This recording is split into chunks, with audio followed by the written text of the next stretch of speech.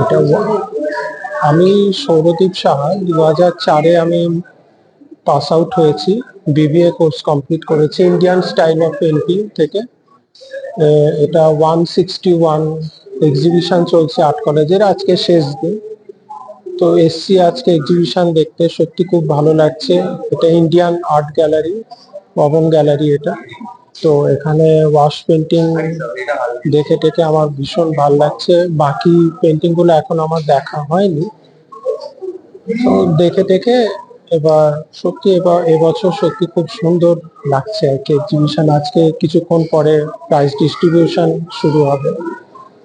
তো specific art নিয়ে কিছু বলতে চাইবে? স্পেসিফিক আর্ট বলতে, যেহেতু আমি ইন্ডিয়ান পেন্টিং নিয়ে পাস আউট হয়েছি, ফলে সেই ব্যাপারটা নিয়ে বলছি যে ইন্ডিয়ান পেন্টিং এর কনসেপ্ট অনেক ডেভেলপ করেছে এখন, এবং তাতে মেটেরিয়ালস, বিভিন্ন টেম্পারা, ওয়াশ টেকনিক গুলো অনেকটাই নতুন ভাবে তৈরি হচ্ছে এখন। তো সব মিলিয়ে এখন পুরোপুরি ইন্ডিয়ান পেন্টিংটা বেশ কনসেপচুয়াল আর্টের দিকে যাচ্ছে আর কি। ঠিক আছে।